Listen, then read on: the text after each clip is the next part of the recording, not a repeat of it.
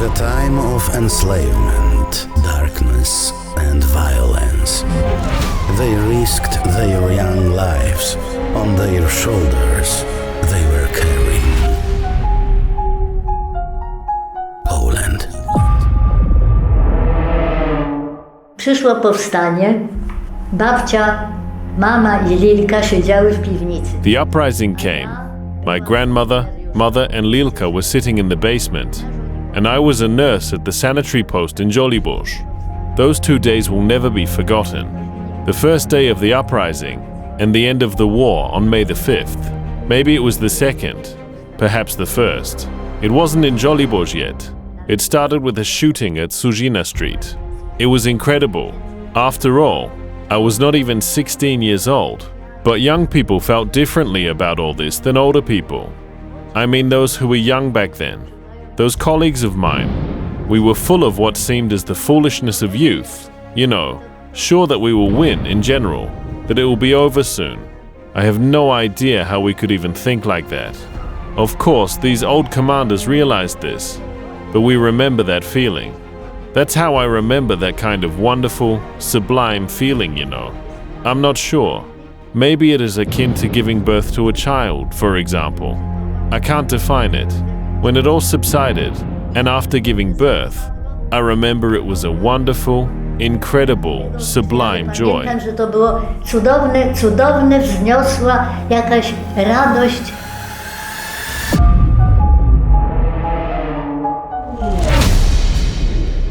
No i w miarę właśnie byłam tą sanitariuszką. I was just that paramedic at the health post. So I wasn't like some of my colleagues on the line, just on duty at the post. And after my watch, I'd run to my grandmother, Lilka, and my mother, and they were sitting in the basement. Because, after all, life in times of the Warsaw Uprising was spent sitting in the basement. And now you know. Let me change timelines for a moment. As the war in Ukraine began this February the 24th, in the following days, we were reminded of all this. I have those awful memories of Warsaw. Houses collapsed from these bombs. It was genuinely terrible, seeing building walls collapse, just like in the pictures from Ukraine. It was the same. For example, you see a curtain move in the window, and the memory all comes back. We, the insurgents, were very much affected by those first days of the fighting, because it's one thing, you know, to see it there on some film.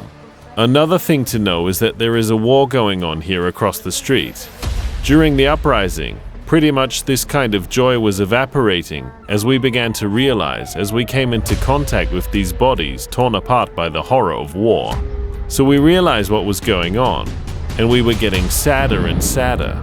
But there were also some pleasant moments. For example, when this unit came to the sanitary post where I was, I remember someone had a phonograph on the first floor, and some pre-war tangos were played there, and some boys danced with girls. It was pure youth. In a moment, someone's head could be blown off by a bomb or some grenade launcher. And here, after an hour, you don't feel it anymore, because there is a moment of respite. That's how it was, like a kaleidoscope. You know? Jak w kalejdoskopie, wie pani, te dnie były.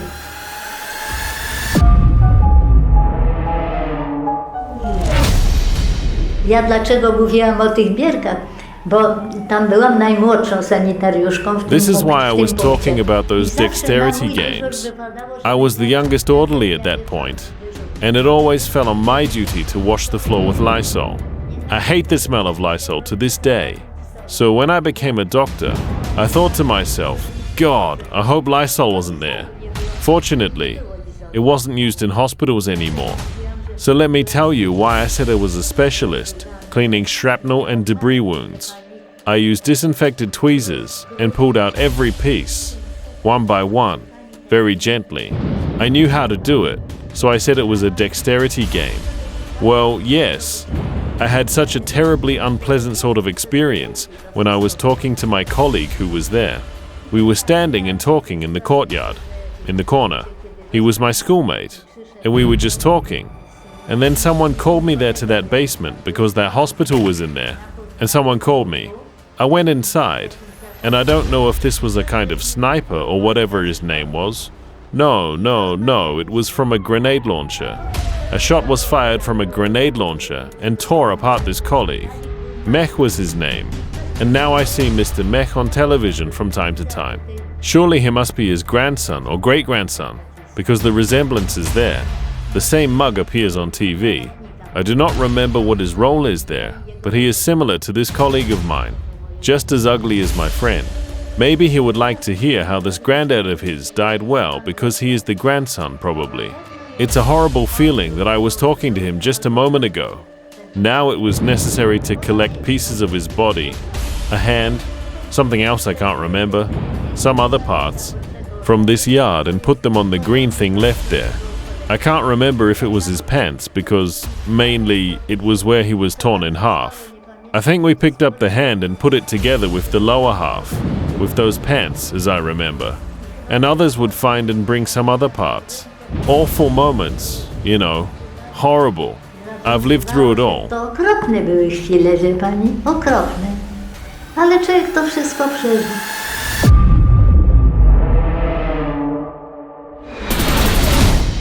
Potem w miarę już, wie pani, upływu czasu, to się można było przyzwyczaić. Then as time went on, you know, you could get used to it.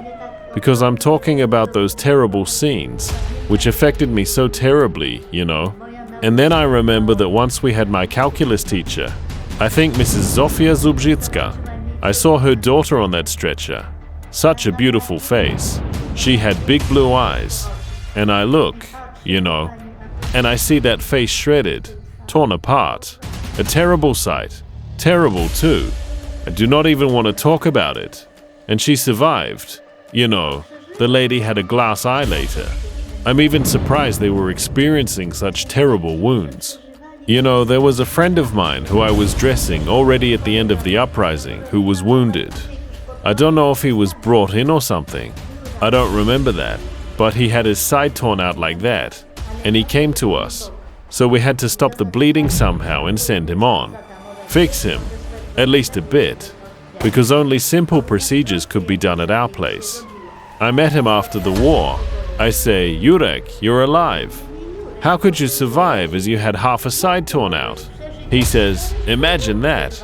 If you want, I'll show you how beautifully healed everything is. And such moments are unbelievable. I to takie chwile, wie pani, no, nieprawdopodobne.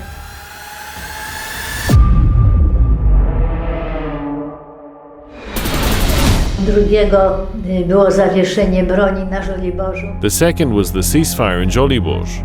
And the aunt and uncle of mine who had those cinemas had an only daughter who secretly studied architecture. On the first day of the uprising, she was wounded in Żoliborz. After the ceasefire, a tank drove through Mickiewicza Street on the last day of the uprising. The boys jumped from Kaszyńskiego Street to the other side of Mickiewicza Street. Everyone jumped, and suddenly she wasn't there. Her friend said that when they looked for her later, they thought Zosia was already with us.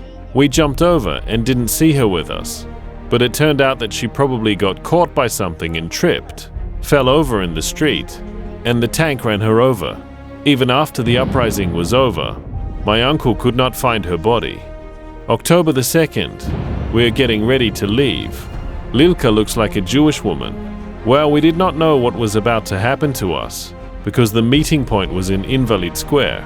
Everyone was expected to be there immediately. So everyone grabbed some backpacks. But my grandmother was wise. She survived more than one war. And in that basement, she sewed us large backpacks out of potato sacks. My mother had such a backpack. I had a bag. As for Lilka, I don't remember anymore. Well, there was stuff, some underwear, things you could take from the apartment, but not much. After all, who has the strength to carry so much? So it turned out that they didn't execute us, but they rushed us to Pruszków. Probably at that time, we still didn't know where we were going. We spent the night in this church, in Wola at St. Wojciech, and here's where I have a gap in my memory. And for example, I do not know what weather it was. We went on foot to Pruszków, or got there by train, because we would still have to walk to some station from that church. That I do not remember at all. Do jakiejś stacji tam. Zupełnie tego nie pamiętam.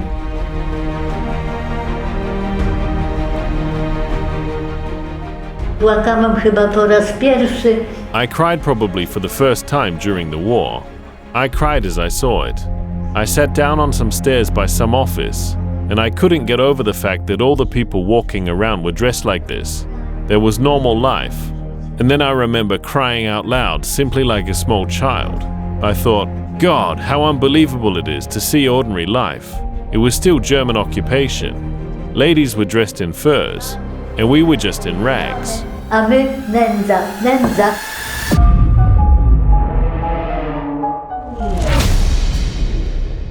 To, co jest najlepsze w życiu, to jest moja ojczyzna. What is the best thing in life is my homeland. I have been a patriot from a young age. This is how I was brought up at home and at school. I believe a man's life should be based on love for his homeland. One must get through good and bad times and then return to the good. Musi przejść taki czas może dobrze, źle i potem znowu dobrze jest. Young, free, idealistic. Thanks to them, we live in Poland, in a free Poland, out of gratitude for Poland.